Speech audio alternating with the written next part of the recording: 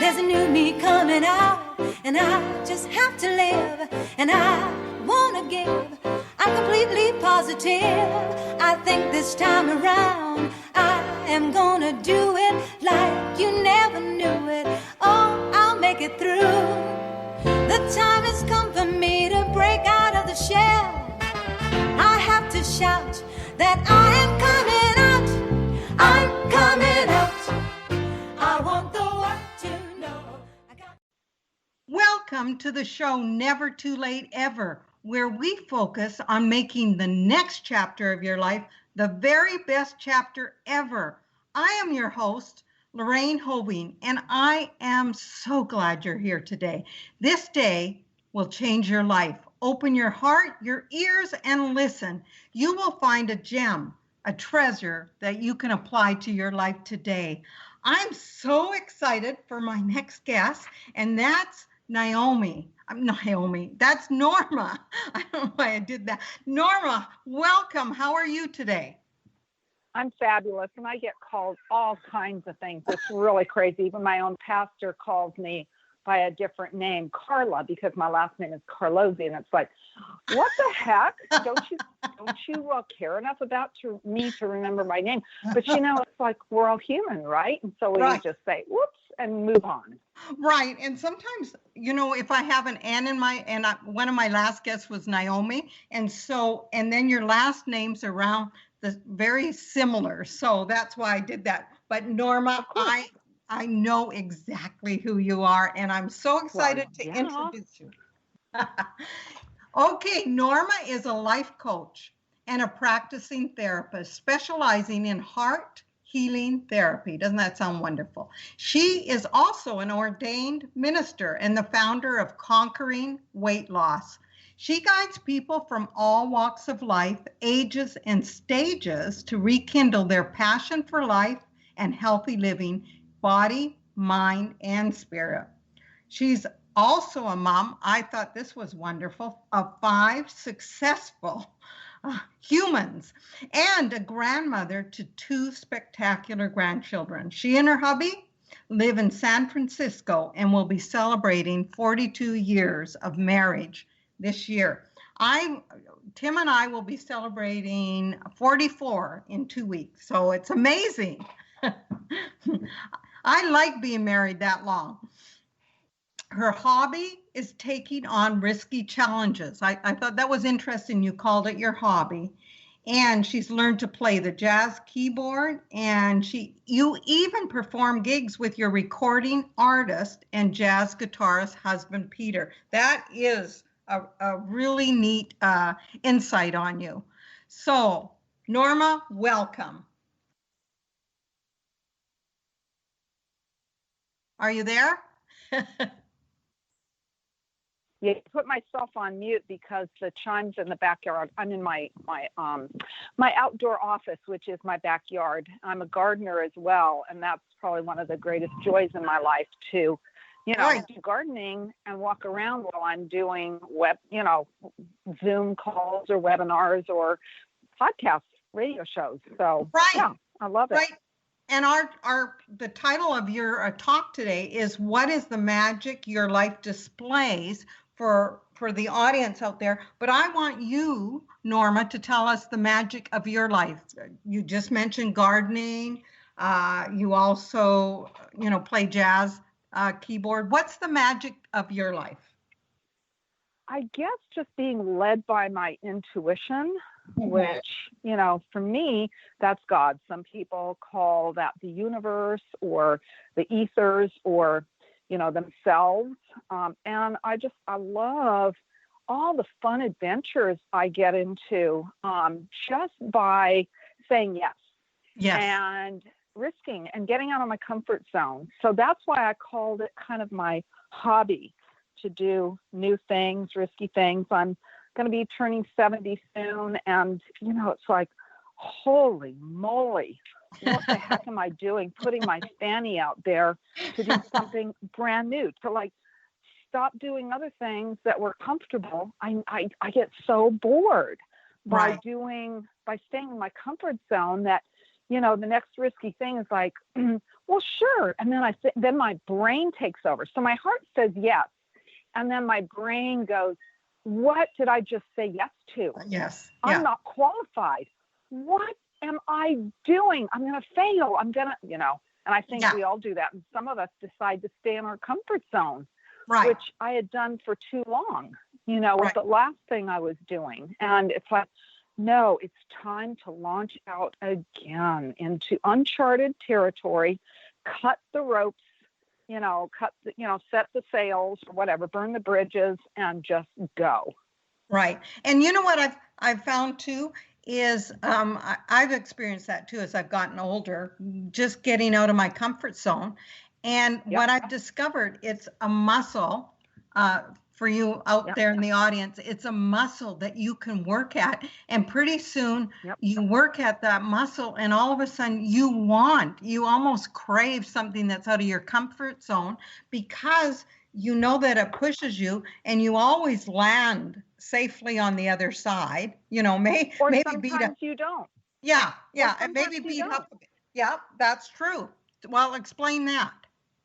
Well, I will. And this is kind of shocking to even say, because I haven't even told you, Lorraine, and we're buddies. And, this is something that, Brené Brown talks about the whole essence of shame and, oh my gosh, I launched out into this new thing and I felt like I was a massive failure.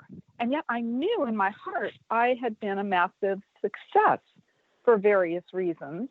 And yet my brain was telling me, because I was doing the big Brené Brown no-no, which was comparing myself to other people in a similar genre of putting yourself out there and learning to speak on social media. That's kind of the new thing that I'm doing. And I don't feel qualified. I feel like, oh, people aren't going to listen to me. I have wrinkles.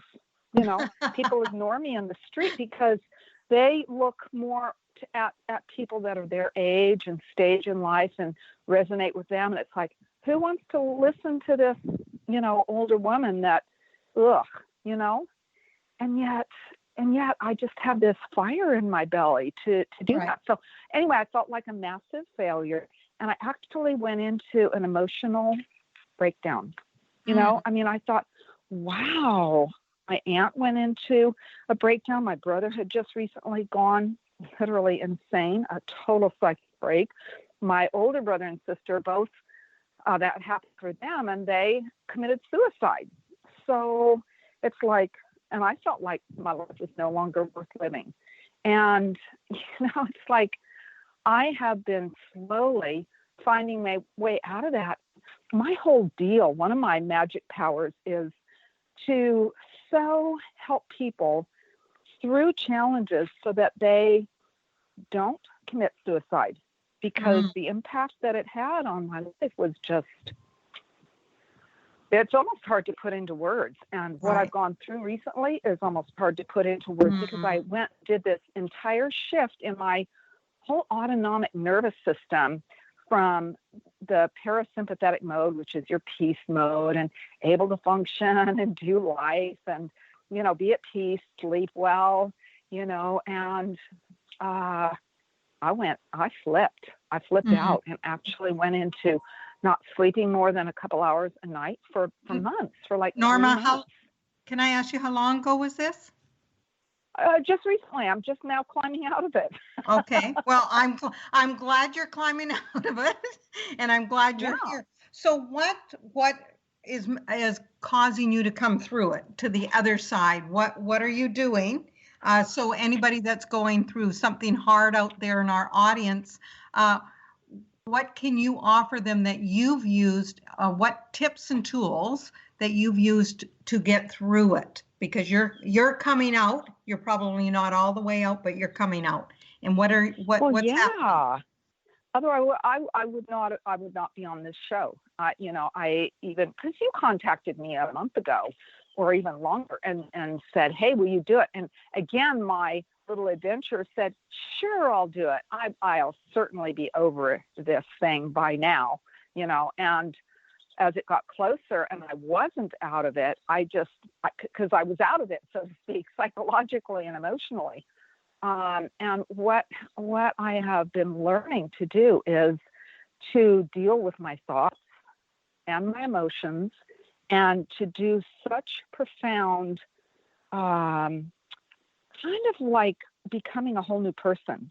Because some of these things were kind of gnawing at me my whole life, but I was not paying attention and was not allowing it to come through because it was uncomfortable to look at certain ways of thinking, believing, and being.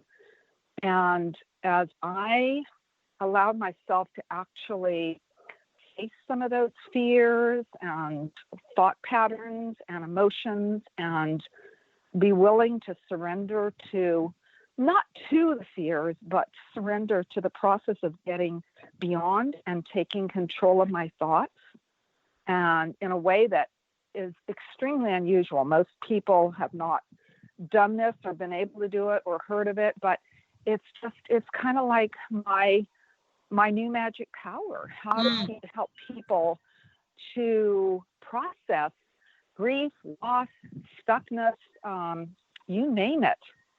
So just terror, sheer terror. Yes. Yeah. Oh, yeah. So you had a lot of fears, doubts. Was it like going back into your past, or was it just mostly your mindset? Both. Yeah. It's never only this. Okay. It's always, because we are such incredibly complex human beings.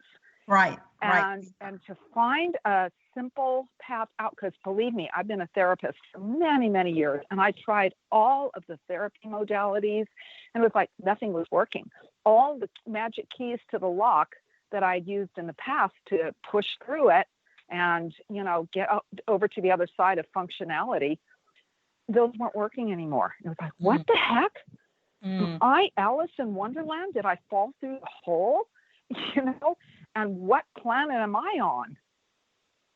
Right. And it's like finding the whole new, actually authentic me. And I thought I had from all the years and years of therapy I had done for others and, participated in for my own healing.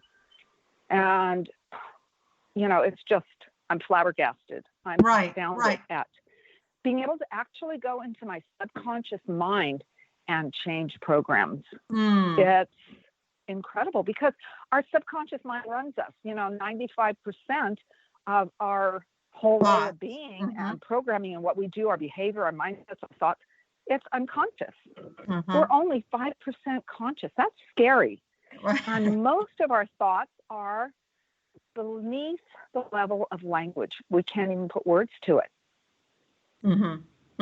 True. And so that's kind of scary, but knowing that there is neuroplasticity where we can actually reverse engineer or re-engineer our true authentic self, to find ourselves. So many people say, I need to find myself. I need to find what I'm good at. I need to, discover my identity, what I'm on this earth and planet to do in life. So.